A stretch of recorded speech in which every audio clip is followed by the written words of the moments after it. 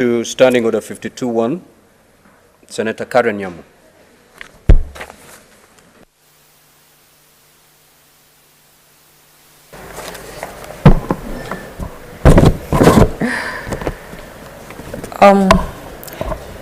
Mr. Speaker, I rise pursuant to Standing Order 52-1 to make a statement on a matter of general topical concern regarding World Breast Cancer Awareness Month, the state of cancer disease in Kenya, and the challenges facing victims of this dangerous disease.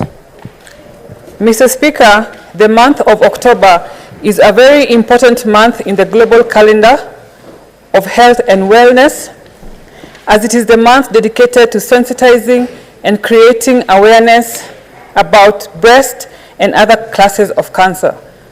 The month marks the start of a global campaign to increase knowledge and support for people affected by the disease. Mr. Speaker, sir, allow me to share some shocking statistics about the state of cancer in Kenya as released by the National Cancer Institute of Kenya in the month of February 2023. Mr. Speaker, 70% of cancer cases are diagnosed at advanced stages.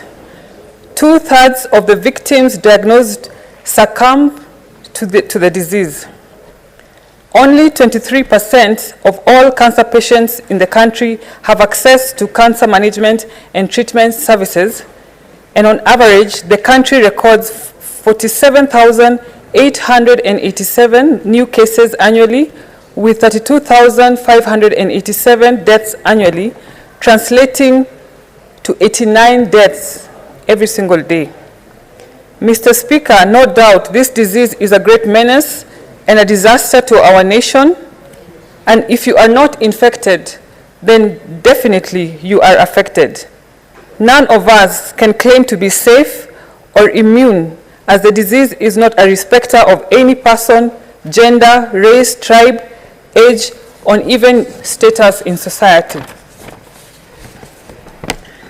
Mr. Speaker, despite huge investments in the health sector every year, the low number of oncologists in Kenya continues to derail the war against cancer. Records from the Kenya Medical Practitioners Database indicate that we only have about 100 oncologists in Kenya. They are expected to serve more than 50 million Kenyans, translating to an oncologist to patient ratio of 1:500,000. And this state of affairs is not only quite alarming, but it has also put immense pressure on the few available public health facilities, leading to so much interruption of treatment and long waiting periods for patients.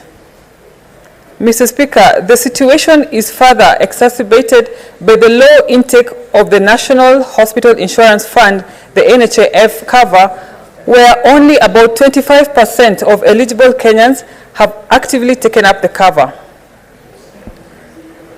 It is also observed that other private covers have been frustrating cancer patients and declining to pay their bills as per the insurance contract, and this only makes a bad situation worse. Mr. Speaker, as we commemorate World Breast Cancer Awareness Month, I urge every Kenyan, starting with my colleagues in this House, to be champions of the war against cancer by ensuring that we get screened early enough and understand that cancer does not have to kill you. And let us all embrace the popular mantra, your health is your best wealth.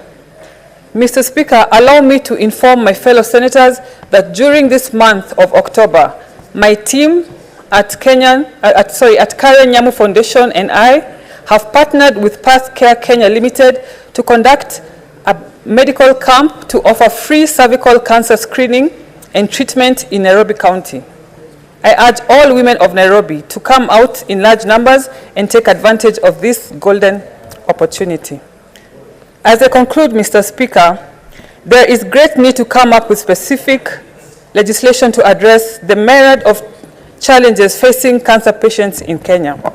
As such, Mr. Speaker, I will be sponsoring a motion in this House to address, among other issues, the financial challenges experienced by cancer patients, with a view to increase allocations towards the purchase of modern cancer equipment, training more oncologists, and revisiting the National Action Plan on Cancer. I urge my colleague senators to support me through the motion when that time comes. I thank you, Mr. Speaker. Senator Lominen.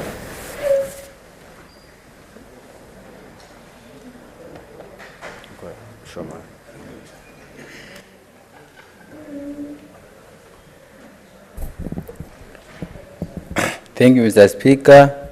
I rise pursuant to Standing Order 52-1 to make a statement on a matter of countrywide and general topical concern, namely the effects of climate change and the mitigation strategies in Turkana County.